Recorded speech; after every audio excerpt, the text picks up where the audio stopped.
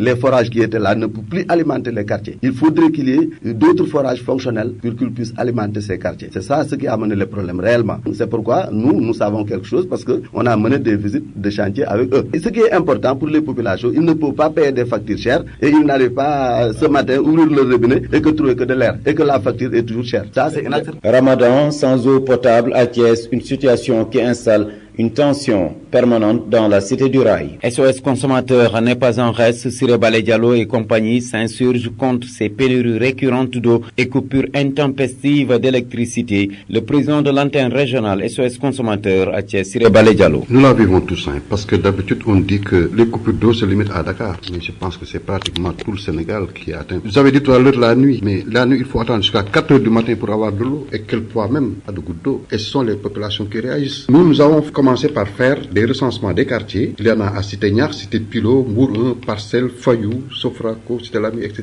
Et surtout en cette période de chaleur et même de Ramadan. Même s'il faut reconnaître que la SDE fait des efforts en nous provisant les populations à travers des citernes, mais nous pensons que c'est pas la solution. Parce que la SONES, la SDE, il faut le dire, sont deux sociétés en charge de la distribution et du contrôle de l'exploitation de l'eau au Sénégal. Mais présentement, la demande est très forte parce que cette situation, comme nous l'ont dit certains autorités de la SDE, est liée à la forte demande en cette période de chaleur, avec une production record qui varie entre 330 000 et 335 000 mètres cubes par jour au Sénégal en général, où on a au moins 156 620 mètres cubes par jour qui sont mis en œuvre à travers un programme d'urgence de renforcement de la production. Il y a des forages qui sont déjà installés, mais tout lui dire que la situation est là, du fait de la vétusté même de certaines canalisations, du fait même des canalisations existantes qui vraiment laissent à désirer. Et je crois que notre combat, c'est que l'ASD vraiment puisse approvisionner les populations en eau. D'autant qu'on parle d'une augmentation d'eau. On ne peut pas parler d'augmentation d'eau et parallèlement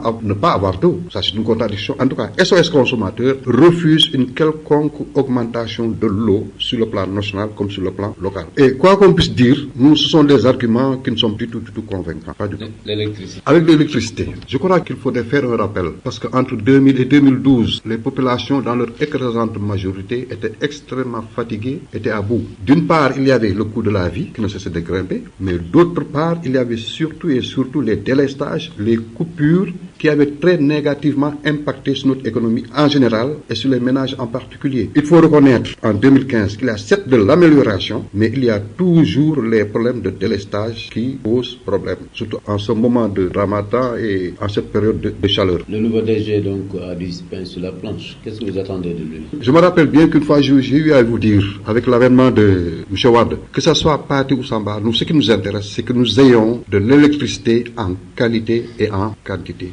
Voyez-vous, ce qui écœure surtout les consommateurs, ce sont les discours contradictoires. Tantôt telle autorité nous parle d'entretien, tantôt on nous parle d'approvisionnement. Tout récemment, on nous a parlé de câbles avec de poussière. Mais je crois que même s'il y a eu maintenance quand même, on devait dépasser ce pic de maintenance-là pour pouvoir approvisionner correctement les populations en énergie. Donc ce qui nous intéresse, c'est que nous ayons de l'électricité en qualité et en quantité, d'autant plus qu'on ne donne pas l'électricité, on paie nos factures.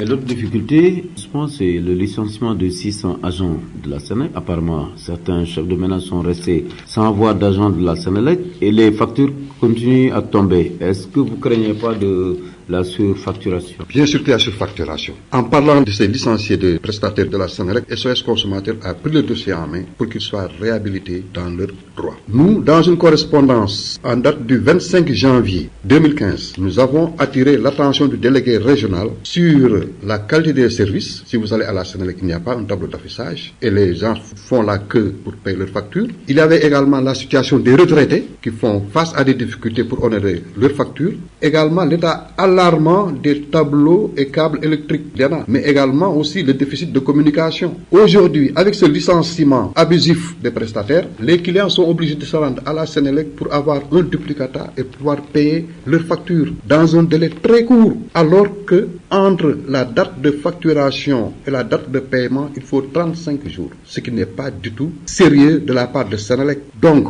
et d'ailleurs, si vous ne payez pas, on prive d'électricité, ce qui est abusif. Nous demandons à Sénélec de prendre ses responsabilités, sinon même à l'État de prendre ses responsabilités par rapport à Senelec. Et nous proposons qu'il y ait un audit sans complaisance des agences de Senelec, particulièrement à l'agence de Thiès, parce qu'il y a des problèmes. Quand un tableau d'affichage reste plus de 10 ans sans fonctionner, alors qu'on nous dit que Senelec fait des bénéfices de milliards, il y a un problème. Quand une autorité de Senelec nous dit qu'auparavant, il y avait des retards sur la délivrance des factures parce qu'ils avaient un problème d'imprimante, mais on dit qu'il y a un problème, alors que c'est le consommateur qui récolte les pots cassés. On le contraint à payer le prix de l'électricité.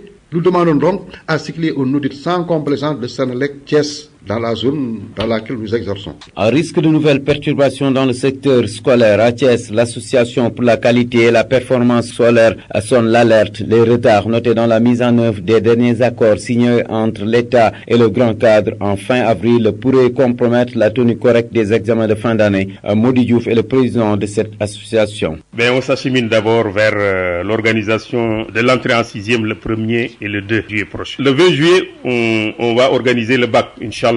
Le 27 juillet, on va boucler l'année scolaire par l'organisation du BFM. Mais moi, mon problème, en tant que parent d'élève, mais surtout en tant que responsable d'une association qui s'occupe de l'école, c'est les accords qui ont été signés en fin avril. Mais quand j'ai revisité les accords, j'ai vu que, et surtout quand j'ai entendu M. Diante et M. Fatu du grand cadre, j'ai revisité les accords, j'ai vu qu'il n'y a pas eu beaucoup d'avance. Je vous donne un exemple. Pour la sortie des actes d'avancement et de validation de reclassement, aucun acte n'est sorti depuis le 18 mai 2015. Ça, j'ai visité le net. Pour le paiement des rappels et de reclassement également, j'ai entendu le ministre du budget avancer la date de 2018, ce qui me semble un peu contraire à la décision du Premier ministre. Pour l'examen du BFM va être organisé le 27 juillet.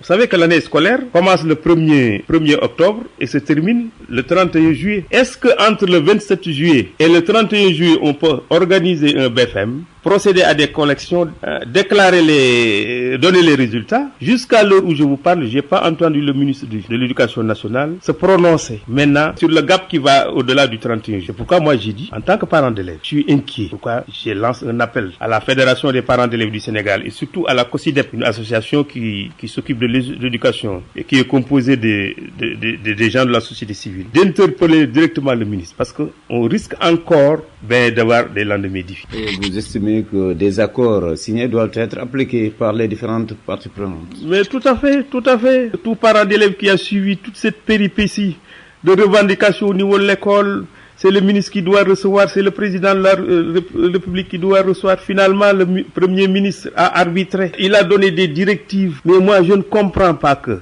ces directives ne soient pas appliquées.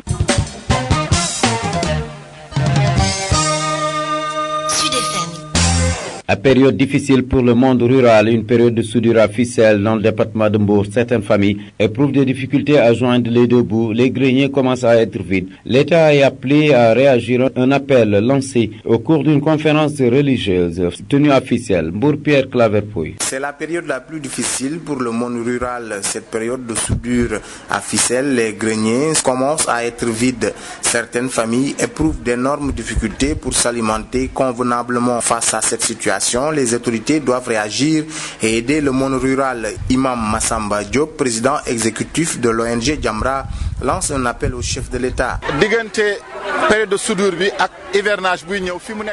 Le monde rural est très fatigué en ce moment. Nous disons au président de la République qu'à Ficelle, il y a des familles très fatiguées. Qu'il fasse un geste pour ces familles, mais aussi pour le monde rural.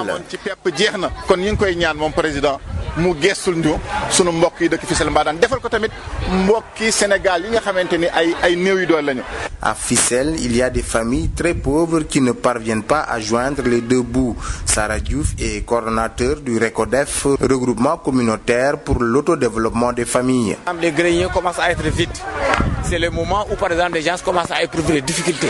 Je sais que c'est un très bon pourcentage dans ces collectivités locales. Il est vrai qu'il y a la pauvreté. Il y a la pauvreté vraiment, ça c'est bien annoncé, bien prononcé. Des propos tenus au cours d'une conférence religieuse organisée par le RECODEF et qui avait pour thème solidarité socio-culturelle et religieuse pour la sécurité alimentaire. Une conférence qui s'inscrit dans le cadre des activités menées par le RECODEF qui a initié des stratégies de lutte contre la soudure et l'endettement en milieu rural. Pierre Claver Pouy, Mbour Sud FM. Retenez en plus bref l'ouverture ce matin à Thiès d'un important atelier de 72 heures. Il s'agit d'un atelier de renforcement de capacité des organisations de la société civile sur la bonne gouvernance minérale. Les thèmes suivants seront abordés: les impacts sociaux et environnementaux de l'exploitation minérale, le contenu local, la mobilisation des OCS sur les étapes de la chaîne de valeur. Je rappelle qu'il sera également procédé ce matin à l'installation officielle de l'antenne régionale de la coalition de Thiès.